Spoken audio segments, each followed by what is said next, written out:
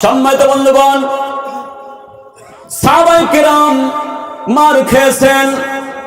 হযরত খাব্বাব, খুবাইব, আম্মার ইবনে ইয়াসির, এরকম বহুত সাহাবায়ে কেরাম ইসলামের জন্য জীবন দিয়েছেন, কষ্ট সহ্য করেছেন। এক মুহূর্তের জন্য তারপরে আল্লাহকে ছাড়তে রাজি হন নাই। হযরত খুবাইব রাদিয়াল্লাহু আনহুকে শরীয়তে দেওয়া হয়েছিল, শুধুমাত্র ইসলাম গ্রহণ করার অপরাধে শরীয়তে দেওয়া হয়েছিল। হযরত খুবাইব তাকে যখন মঞ্চের দিকে নিয়ে যায়, ফাঁসিতে দেওয়ার জন্য নিয়ে যায়, হযরত খুবাইব ফেল ফেল করে হেসে দিয়েছেন।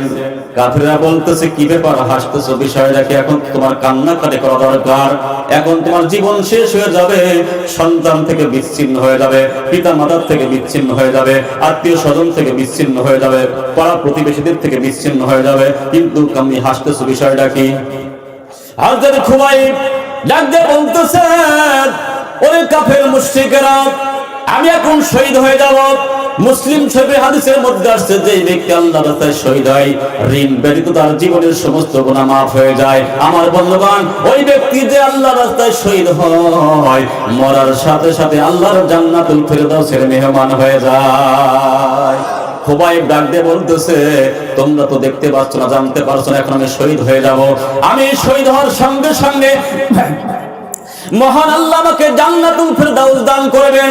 যেই জান্নাত আল্লাহ দান করবেন, আমি তাকায় দেখতেছি, আমি এই মুহূর্তে তাকায় দেখতেছি, হাজার হাজার ফেরেশতার মাধ্যমে ওই জান্নাতের ছবি আল্লাহ আমার সামনে তুলে ধরেছে। ওয়ালা তাকুলু লিমান ইউকতালু ফি সাবিলিল্লাহি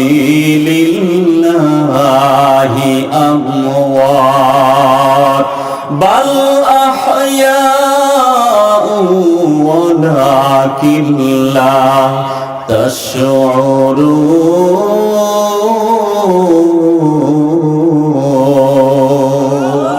আরো চিৎকার দিয়ে বলুন আল্লাহু আকবার। এই জন্য আমার বন্ধুগণ, ঈমান শুধু আনলে হবে না, ঈমানের দাবি হচ্ছে ইসলাম বুঝতে হবে, বোঝার পর পরিশ্রম করতে হবে।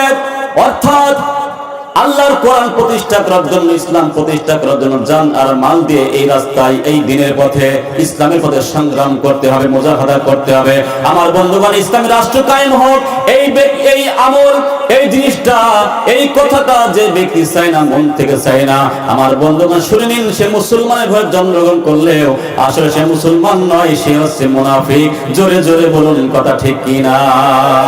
এই জন্য আল্লাহ তাআলা ঈমানের মডেল বর্ণনা করেছেন, আমিনু কামা আমানান নাস। তোমরা ঈমান আনো সাহাবায়ে কেরামের মতো। সাহাবায়ে কেরাম যেরকম কষ্ট করেছে, বরদাস্ত করেছে, কষ্ট সহ্য করেছে। আপনি ইসলাম প্রতিষ্ঠা করতে গেলে, ইসলামের কথা বলতে গেলে অবশ্যই আপনার প্রতি অনেক অত্যাচার, জুলুম, নির্যাতন আসছে। সাহাবায়ে কেরাম যেমন ভাবে শাহাদাত বরণ করেছে, আমাদেরকে সেরকম তাদের পথে চলতে হবে, তাদের গুণগান করতে হবে, তাদের পদাঙ্ক অনুসরণ করতে হবে, এবং মনের মধ্যে আকাঙ্ক্ষা থাকতে হবে, আল্লাহ আমাদের সবাইকে শহীদ মৃত্যু দিয়ে ইসলাম প্রতিষ্ঠা করার জন্য শহীদ মৃত্যু দান করে আল্লাহ আমাদের সবার জন্য জান্নাতের ব্যবস্থা করে দাও। এরকম মনোবাসনা প্রত্যেকের মধ্যে থাকা দরকার আছে না নাই? আর বলতে হবে, আমাকে শহীদ করে সেই মিছিলে শামিল করে নিও, আমাকে শহীদ করে সেই মিছিলে শামিল করে নিও। যেই মিছিলের নেতা আমির হামজা, খুবাইব খাব্বাব, খোদার ছিল যারা অতি প্রিয়, শামিল করে নিও, আমাকে শহীদ করে সেই মিছিলে শামিল করে নিও।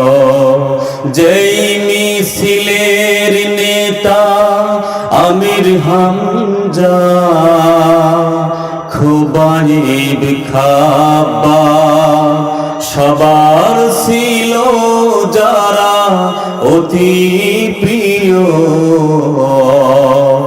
শামিল করে নিও। আমার বন্ধুগণ, তাহলে আল্লাহ তাআলা কোরআনে বলতেছেন উদখুলু ফিস সিলমি কাফা। ভালো করে শুনে রাখুন, কিয়ামতের ময়দানে যদি এই কথাগুলো না বলা হয়, আপনারাই কিয়ামতের ময়দানে আলেমদেরকে ধরবেন যারা আমরা এই কথা জানতাম না, শুনতাম না। আপনার জীবনের সকল দিক, ইমানের যে কথা বললাম, ব্যাখ্যা দিলাম, ইমানের যে সংজ্ঞা, ইমানের যে চাহিদা, সেটা হলো জীবনের সকল দিকে, সকল বিভাগে, সকল সেক্টরে আল্লাহ এবং তার নবীর নিঃস্বার্থ আনুগত্যের নামই হচ্ছে ঈমান। চিৎকার দিয়ে বলুন সুবহানাল্লাহ। তাহলে আনুগত্য করতে হলে ইসলাম প্রতিষ্ঠা হোক, এটা চেতে হবে কি হবে না বলেন তো? ইসলাম প্রতিষ্ঠা হোক, কোরআন প্রতিষ্ঠা হোক, এটা সবাইকে চাওয়া লাগবে। ইসলাম ছাড়া 100% চ্যালেঞ্জ, শান্তি আর মুক্তি কেউ দিতে পারবে না।